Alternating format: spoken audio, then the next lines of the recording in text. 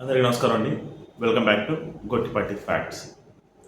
అవునండి, తమ్నైల్లో చెప్పినట్టుగా 2 కారణాలైతే ఉన్నాయి. ఆడపిల్లలు వాళ్ళని వాళ్ళు కాపాడుకోలేకపోవడానికి 2 కారణాలు ఉన్నాయి. ప్రధానంగా మన భారతదేశంలో పుట్టిన ఆడవాళ్ళు.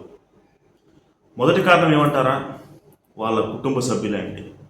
ఏంద్రయుడు పిచ్చి పిచ్చిగా మాట్లాడుతున్నారు, వాళ్ళ కుటుంబ సభ్యులేంటి, ఆడపిల్లని కాపాడుకోలేకపోవడానికి వాళ్ళేంటి కారణం అంటారా? 100% వాళ్ళ కుటుంబ సభ్యులే. ఎందుకంటారా?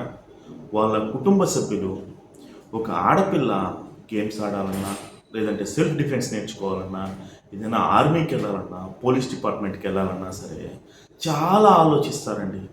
ఏం చేస్తావు ఆడదానివే, ఏం చేస్తావు ఆడదానివే, ఏం చేస్తావు ఆడదానివే అని చెప్పి చిన్నప్పటి నుంచి ఆడది అనే ఒక ముద్రేసేసి ఇంట్లో ఉంచేస్తారండి. అంతే.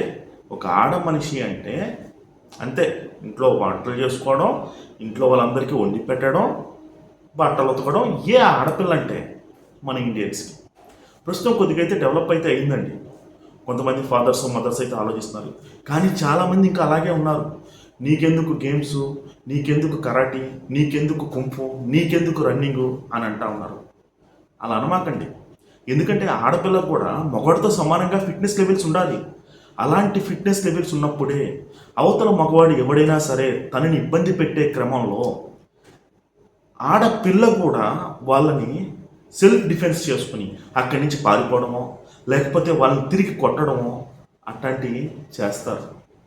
అలాంటివి ఏమీ లేకుండా ఆడపిల్ల ఆడపిల్ల అంటే ఒక వేరే పాపకో బాబుకో జన్మనిచ్చే వరకే అని చెప్పి ఆలోచన అమ్మా నాన్నలు ఇక్కడి నుంచి మైండ్లో నుంచి తీసేయండి. ఎందుకంటే వాళ్ళకు కూడా చాలా సెల్ఫ్ డిఫెన్స్ అవసరం. గేమ్స్ కానీ, కరాటే కానీ, కుంఫు కానీ చాలా చాలా అవసరం. మీరు కనుక గమనించినట్లయితే అమెరికా, చైనా, జపాన్ ఇటువంటి కంట్రీస్లో లేడీసే ఎగిరి కొడతారు. అటువంటి కంట్రీస్లో లేడీస్ దగ్గరికి వెళ్ళాలంటే ఆలోచిస్తారు. ఒకసారి ఆలోచించండి. నేను చెప్పిన పాయింట్ కరెక్టా కాదా అనేది, ఫస్ట్ పాయింట్ కరెక్టా కాదా అనేది కామెంట్ రూపంలో చెప్పండి. అండ్ రెండో పాయింట్ వచ్చేసరికి విచ్చలవిడిగా మన భారతదేశంలో గంజాయి, డ్రగ్స్ అసలు లెక్కలేదు. ఎక్కడికి పోయినా దొరుకుతాయి. డబ్బులుంటే చాలు ఇవన్నీ దొరుకుతూనే ఉంటాయి. వీటిపైన కేంద్ర ప్రభుత్వం స్పెషల్ ఫోకస్ చేయాలి. స్టేట్ ప్రభుత్వాలు కూడా స్పెషల్ ఫోకస్ చేయాలి. అలా ఫోకస్ చేయలేకపోతే ఈ క్రైమ్స్ని మనం కంట్రోల్ చేయలేము. ఇటువంటి అఘాయిత్యాన్ని మనం ఆపలేము. ఎందుకంటావా? ప్రతి ఒక్క ఇంట్లో ఉంటారు సైకో మైండ్ సెట్స్తో. నెట్లో కూడా ప్రోన్ వీడియోస్ వస్తూ ఉంటాయి. అంతేకాకుండా గంజాయి తీసుకొని అండ్ మందు తాగి డ్రగ్స్ వేసుకుని వాళ్ళు సైకోలుగా మారిపోయి ఏది పడితే అది చేస్తారు. అసలు చిన్నపిల్లల్ని చేస్తున్నావా, పెద్దవాళ్ళని చేస్తున్నావా, ముసలోళ్ళని చేస్తున్నావా అని చెప్పి కూడా ఆలోచించకుండా ఒక సైకోల్లా మారిపోయి చేస్తున్నారు.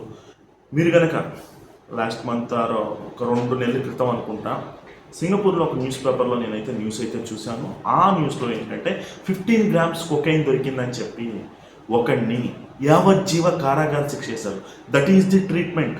అలాంటి ట్రీట్మెంట్ ఉండాలి ఇండియాలో. అలాంటి ట్రీట్మెంట్ ఉంటేనే గంజాయి తీసుకునే వాళ్ళు, డ్రగ్స్ తీసుకునే వాళ్ళు, ఈ మద్యం తాగి విచ్చలవిడిగా ఇటువంటి నేరాలు చేసే వాళ్ళు కూడా వచ్చపోస్తారని చెప్పి నేనైతే చెప్తున్నా. ఆడపిల్ల అనేది మనం ప్రతి ఒక్కళ్ళు కూడా కాపాడుకోవాల్సిందే. ఎందుకంటారా? ఆడవాళ్ళు లేకపోతే సృష్టి లేదు. అటువంటి ఆడవాళ్ళ మీద ఇన్ని దాడులు జరుగుతుంటే మనం ఏం చేస్తున్నాం మన ఇంట్లో మన ఆడపిల్లలకి అనేది ప్రతి ఒక్కళ్ళు కూడా ఆలోచించండి. ప్రతి ఒక్కరికి కూడా చిన్నప్పటి నుంచే సెల్ఫ్ డిఫెన్స్ నేర్పించండి. స్కూల్స్, కాలేజెస్, యూనివర్సిటీస్ ప్రతి ఒక్క దాంట్లో కూడా సెల్ఫ్ డిఫెన్స్ పీరియడ్ అనేది ఒకటి పెట్టండి. లేదంటే మనం ఆడవాళ్ళని భూమి మీద కాకుండా మ్యూజియంలో చూసుకోవాల్సిన రోజు అనేది వస్తుంది అని చెప్పి నేను ప్రతి ఒక్కరికి చెప్తున్నా. అందరికీ చేతులు ఎత్తి దండం పెడుతున్నా. సెల్ఫ్ డిఫెన్స్ ఖచ్చితంగా నేర్పించండి మీ పిల్లలకి.